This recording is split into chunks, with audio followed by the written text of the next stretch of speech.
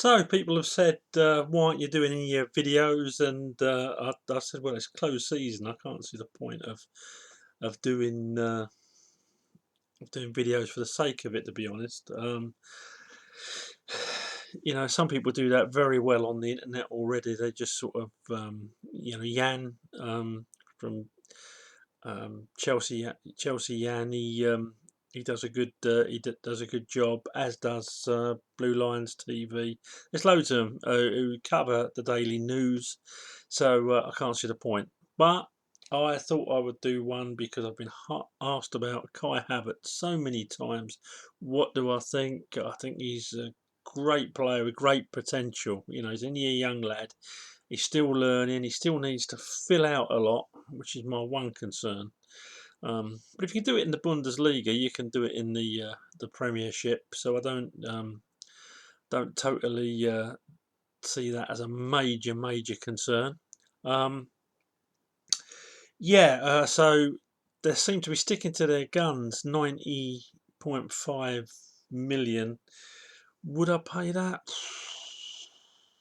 if I was Roman? You're buying potential, ain't you? You're buying potential. Maybe. But what I would do first of all is get the back line sorted, and the pelters that Ben Chilwell's been getting before he even joins the club by some of these keyboard warriors who wouldn't know a football if it smacked them straight in the face. It's frightening. It's absolutely frightening. Abusing an England international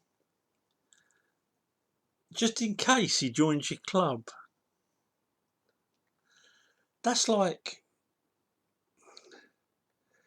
a security guard in Tesco pinning an old granny to the floor just in case she shoplifts. That's the mentality that some of these idiots have got. Perhaps they were born with smaller brains than the rest of mankind, but they're definitely remedial. By all means have an opinion, but do we need to abuse people? Would they say it to Ben Chilwell's face on their own? Probably not. Probably not. One thing about a cabbage or a coward who hides behind a computer screen is that if it come to do it in a ring, it'd probably be, no, not for me, mate. I'll go back to me keys. Yeah, lots and lots of brave people behind computer screens all over the country, but abusing a player just in case he joins your club, that's got to be an all-time low. Centre halves, a lot of them mentioned. John Stones, not for me, I'll be honest, but if he joins the club, I should be supporting him. I won't be sending him abusive tweets. Not for me. I like Lewis Dunk. A good, solid, get what it says on the tin, meets the ball at the highest point he can get to, very rarely ball watches, throws his body in when it's needed. Reminds me of a Cahill, and let's face it, we could have done with a Cahill even this season. And he organises.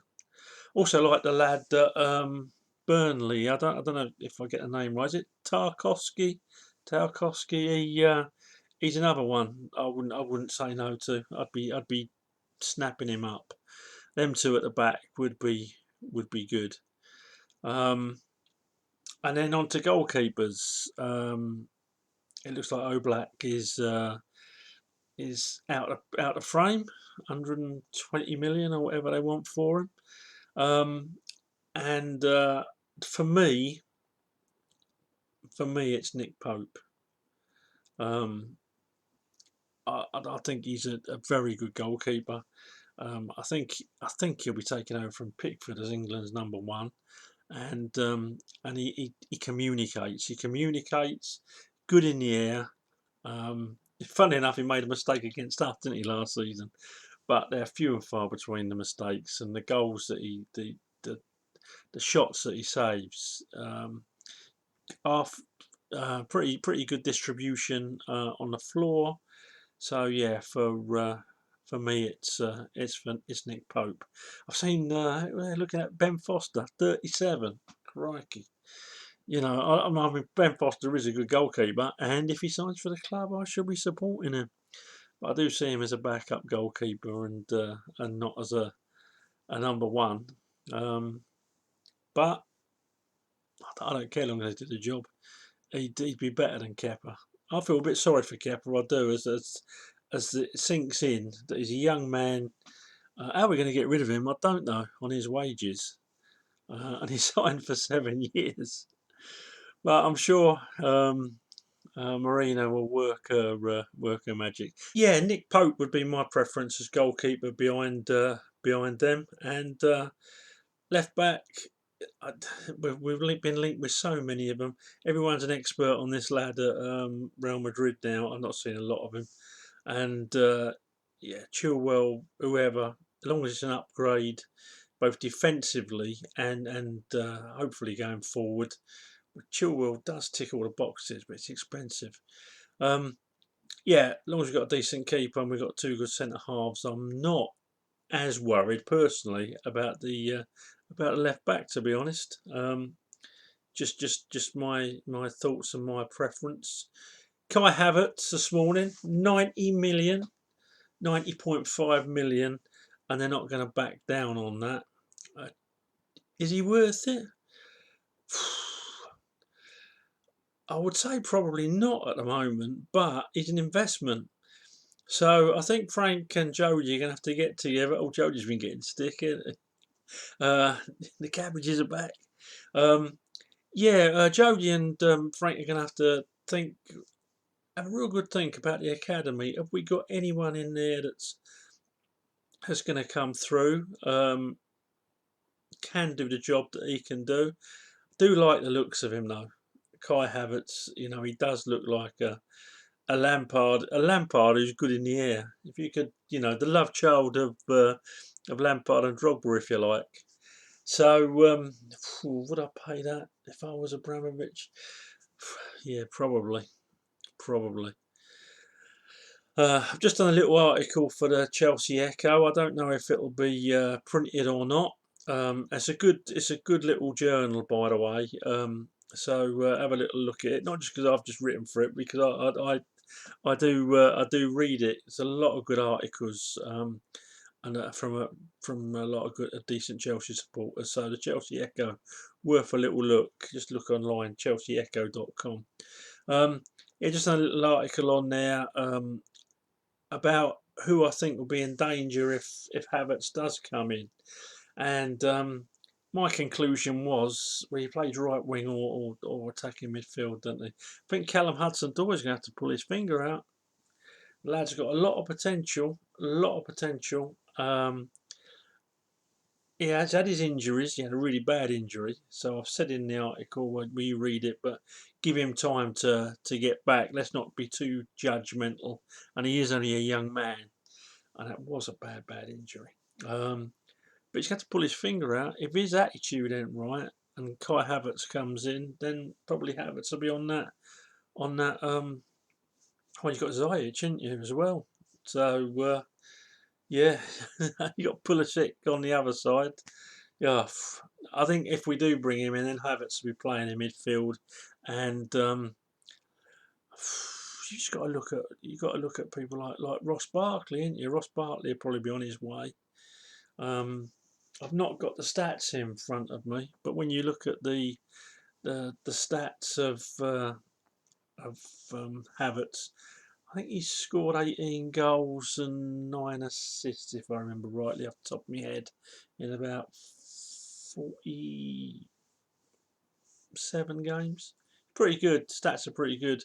And he's only a young man, isn't he? Whereas Barkley, by now, you'd think would be producing his best football. And Ross did grow on me at the end of last season, but he's still getting caught in possession too much, for my liking anyway.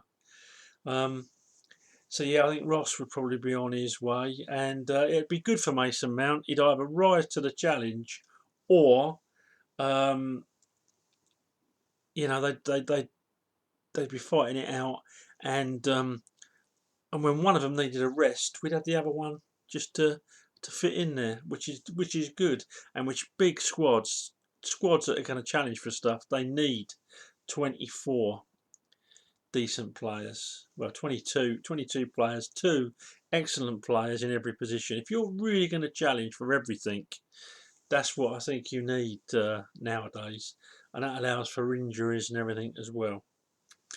Everyone keeps on about Declan Rice. I like Declan Rice. I think he's a cracking defensive midfielder. He hasn't played centre half for quite a while. That was his sort of like, played a couple of times for West Ham there in emergencies, but people say, oh, I don't know. I've not seen enough of him at centre half. I don't think he's played at centre half enough to know what he's like there now. Presumably, if he was that great a centre half, which I believe he played in the Chelsea development squad. Someone might put me right on that. I think he did. If he was that good, I'm sure we would have signed him. So yeah, good defensive midfield player. But whether they're talking 60, 70 million, can't buy everyone. I think I would be at the moment looking to make sure I've got me two centre halves and my goalkeeper before anything else, and depending on those that go out the door, I'd then be looking to get Havertz. Not that it's down to me, just my opinion.